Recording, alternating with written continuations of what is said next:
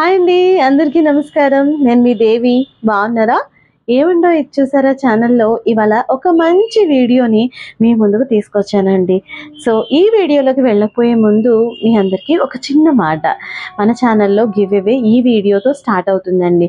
ఈ వీడియోని చివరి వరకు చూసి లైక్ చేసి ఎవరైనా ఒకరికి షేర్ చేసి ఈ వీడియో మధ్యలో నేను అడిగే ఒక ప్రశ్నకు మీరు సమాధానం చెప్పినట్లయితే కనుక ఈ గివ్ అవేలో పార్టిసిపేట్ చేసే ఎలిజిబిలిటీ మీకు వచ్చేస్తుంది. అయితే ఈ గివ్ అవేలో నేనేమి ఇవ్వబోతున్నాను అనేది మీకు తప్పకుండా ఒక సర్ప్రైజే అండి.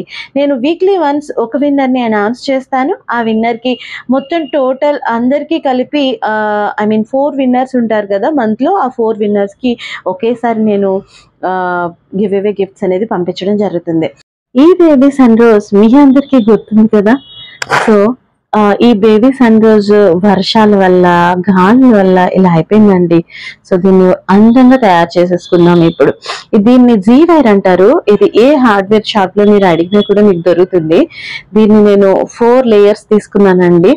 సో 4 లేయర్స్ తీసుకుని ఇలా దగ్గరగా అంటే మనకి కదలకుండా ఉండాలన్నమాట. అంటే ఫ్లెక్సిబిలిటీగా మనం ఇటువైపు తిప్పితే అటువైపు తిరిగేలా ఉండాలి, బట్ కదలకూడదు. సో అలా ఉండేటట్టు టై చేసేసుకోవాలన్నమాట.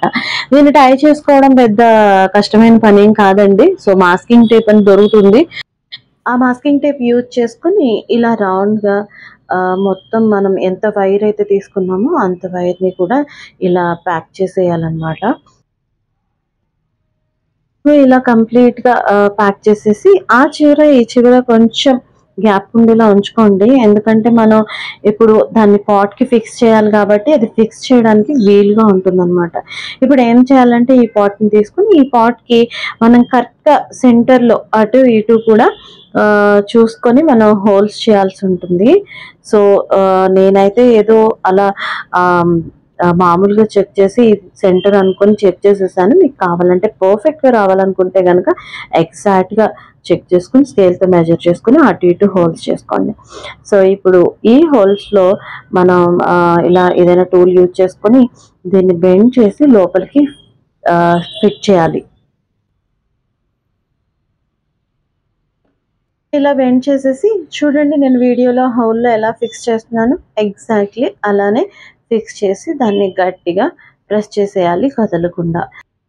సో ఇలా ప్రెస్ చేసిన దీన్ని ఏం చేయాలంటే ఇప్పుడు మనకి నచ్చిన షేప్లో నేనైతే ఇలా ఈ హార్ట్ షేప్లో ఫిక్స్ చేసుకుంటున్నాను. మీకు ఏ షేప్లో నచ్చితే ఆ షేప్లో, లేదు నాకు సర్కిల్ ఇష్టం అంటే సర్కిల్లో చేసుకోవచ్చు, లేదు నాకు హార్ట్ షేప్లో కావాలంటే హార్ట్ షేప్లో, లేదు ఇంకేదైనా మీ కస్టమైజ్డ్ డిజైన్ ఉంది నేను అలాగే చేసుకోవాలనుకుంటున్నాను అంటే అలా కూడా చేసుకోవచ్చు. అయితే ఒక చిన్న విషయం అండి ఇక్కడ ఏంటంటే, ఇప్పుడు ఇలాంటి డిజైన్స్ కానీ ఇలాంటి కస్టమైజేషన్ చేసుకునేటప్పుడు ఏం చేయాలంటే మనం అప్పటికప్పుడు ఏవో కొమ్మలు తీసుకొచ్చి ఇలా చేసేసి ఇంకా అయ్యో కొమ్మలు చనిపోయినాయే అని బాధపడడం కంటే కనుక కొమ్మలు తీసుకొచ్చిన తర్వాత కొన్ని రోజులు వాటిని అవి ఓకే బాగానే ఉన్నాయి, గ్రో అవుతున్నాయి అని కన్ఫర్మేషన్ వచ్చిన తర్వాత వాటిని ఇలా డిజైన్ చేసుకుంటే అవి బాగుంటాయి. లేదు మనం కొమ్మలు తెచ్చిన వెంటనే వాటిని అలా చేసేస్తే పాపం అండి, అవి కూడా ఉండాలి కదా, వాటికి కూడా బ్రీత్ తీసుకునే స్పేస్ ఇవ్వాలి కదా మనం.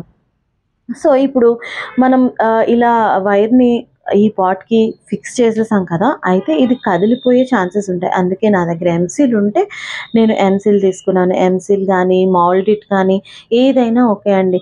ఇలా తీసుకొని దాన్ని ఏం చేయాలంటే 2 పార్ట్స్ కింద చేసుకుని అటు ఇటు మనం ఎక్కడైతే వైర్ని పాట్కి ఫిక్స్ చేసామో అక్కడ ఫిట్ చేసేసుకోవాలి. సో ఇలా తయారు చేసుకున్న దీనికి నా దగ్గర ఇలా థ్రెడ్ ఉంది.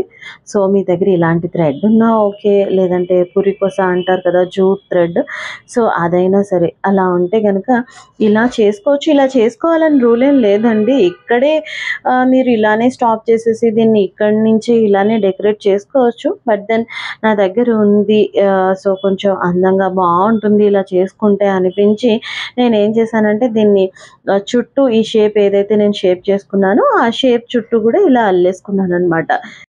ఇది ఇలా సగం అయ్యేసరికి చూడండి ఎంత బాగుందో. అరే కంప్లీట్ అయితే ఇంకెంత బాగుంటుందో కదా, చాలా బాగుంది అని అనిపించింది నాకు. సో ఇలా మొత్తం కంప్లీట్గా ఇక్కడ మనం ఈ మధ్యలో మాత్రం సెంటర్లో మాత్రం కరెక్ట్గా షేప్ వచ్చేటట్టు చేసుకోవాలి. సో ఇలా కంప్లీట్ అయిన తర్వాత దీన్ని కట్ చేసేసుకోవడమేనండి. ఇలా కట్ చేసుకున్న తర్వాత ఒక్కసారి ఆ షేప్ చూస్తే ఎంత బావుందో! నాకైతే చాలా బాగా నచ్చింది. మీకు కూడా నచ్చే ఉంటుంది కదా! సో, ఇప్పుడు ఏం చేయాలంటే మనం కొమ్మలు మనం ఏ పక్కకి పెట్టాలనుకుంటున్నాం అనేది ఒకసారి చూసుకోవాలి.